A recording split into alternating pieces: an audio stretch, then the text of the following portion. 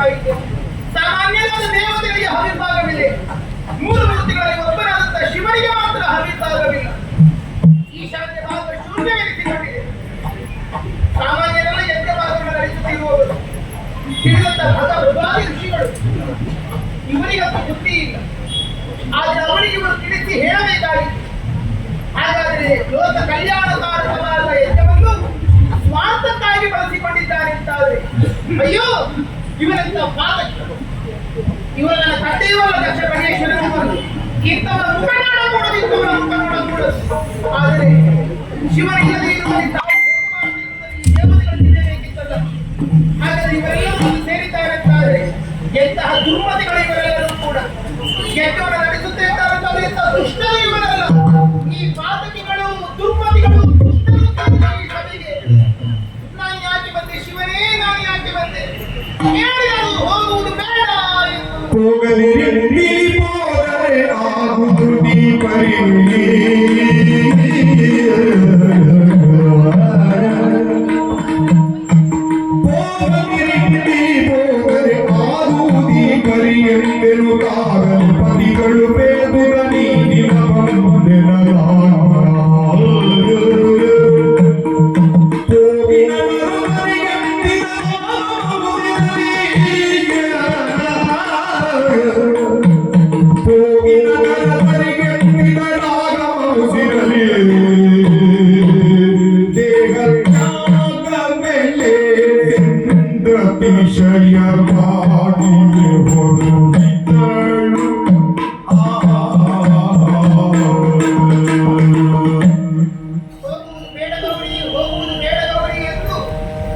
ಮಗುವನ್ನು ಮುದ್ದಿಸುವಂತೆ ಮುದ್ದಿಸಿ ಆಡಿದರು. ನಾನೇ ಹಠ ಹಿಡಿದು ಬಂದೆ. ಈಗ ಅವಮಾನಕ್ಕೊಳಗಾಗಿದೆ.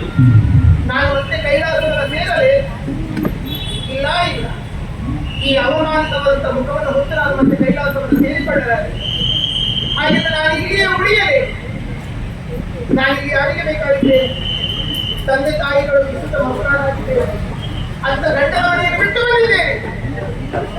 ಅಂತ ಗಂಡನ ಮನೆಗೂ ಸೇರದ, ತವರು ಮನೆಯಲ್ಲಿ ಸ್ಥಳವಿಲ್ಲ. ಹೆಣ್ಣಿಗೇನು ಗತಿ, ಹೆಣ್ಣಿಗೇನು ಸ್ಥಿತಿ? ಗತಿ ಒಂದೇ, ಗತಿ ಒಂದೇ.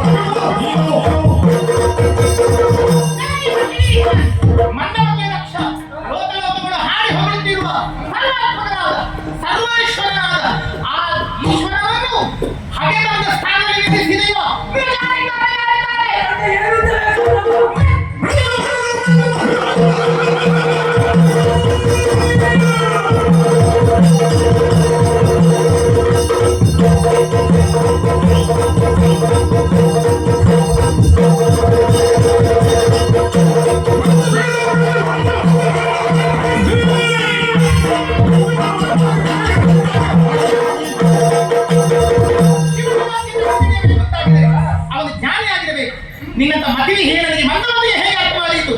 ಈ ಹಿಂದೆ ಭಕ್ತನಾದ ಮಾರ್ಕಾಂಡೇಯನಿಗೋಸ್ಕರವಾಗಿ ಕಾಲ ಮೃತ್ಯುವನ್ನು ದಯೆಯಲ್ಲಿ ಒದಗಿಸಿ ಕಾಲವಂತಕ ಮೃತ್ಯುಂಜಯ ಎನ್ನುವಂತ ನೆಗಡಿಗೆ ಪಾತ್ರನಾದವನು ಪರಶಿವನಿದ್ದಾನೆ. ಅಂತವನ ಕೂಡೆ ನಿನ್ನ ಹಗೆತನವೇ ಹೇಗೆ ಉಳಿಯುವ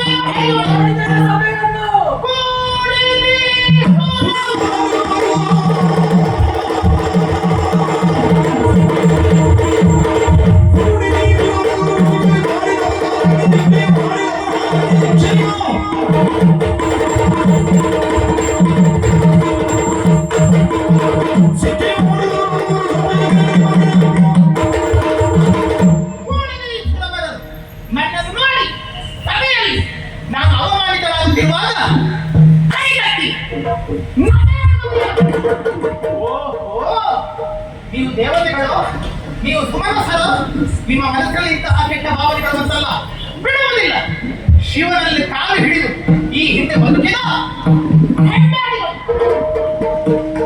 ಕೇಳಿ, ಯಾರಲ್ಲಿ ಈಗ ಅವಮಾನವನ್ನು ಕಣ್ಣುಬಿಟ್ಟು ಮಾಡಿದ್ದೀರೋ ನಿಮ್ಮ ಕಣ್ಣುಗಳಲ್ಲಿ ಕೆಟ್ಟು, ಯಾರೆಲ್ಲ ನಗೆಯಾಡಿದ್ದೀರೋ ನಿಮ್ಮ ಹಲ್ಲುಗಳಲ್ಲಿ ಕಳಚಿ, ಯಾರೆಲ್ಲ ಕೈ ಕಟ್ಟಿದ್ದೀರೋ ನಿಮ್ಮ ಕೈಗಳನ್ನೇ ಕತ್ತರಿಸಿ, ಆ ಶಿವನು ಈ ದೇವತೆಗಳನ್ನು, ಈ ಬ್ರಾಹ್ಮಣರನ್ನು, ಈ ಋಷಿಗಳನ್ನು ವಿಧ ವಿಧವಾದಂತಹ ಹಿಂಸೆಗೆ ಗುರಿಪಡಿಸಲಿ. ಸತ್ಯ ಸತ್ಯ ಸತ್ಯ. ಏನಂದ್ರೆ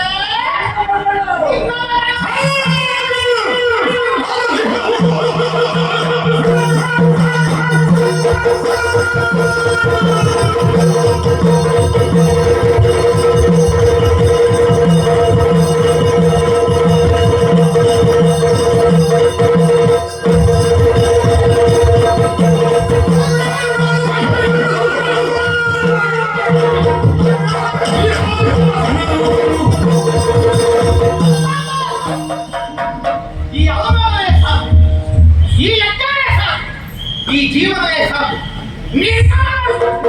ನಿನಗಿರುವಂತ ಅಹಂಕಾರ ಕೂಡ ದಕ್ಷಿಣದ ದಾಕ್ಷಾಯಿಣಿ ಎನ್ನುವಂತ ಹೆಸರಲ್ಲೂ ಇದರಿಂದ ಯಾರು ಆಡದೇ ಇರಲಿ. ಇದು ನಿನ್ನ ಕಣ್ಣ ಮುಂದೆ ಕಾಣುತ್ತಿರುವ ಈ ಅಗ್ನಿಕುಂಡಕ್ಕೆ ಈ ಶರೀರ